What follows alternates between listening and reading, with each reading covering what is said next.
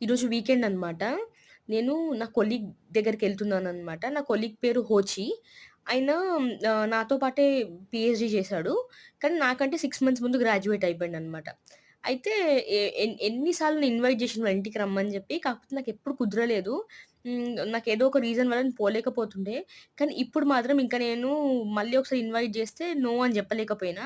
ఇంకోటి ఏంటి అంటే ఆయనకు గూడా ఒక పాపుందనమాట. పాప 2 ½ ఇయర్స్. ఐరా 1 ½ ఇయర్ గదా!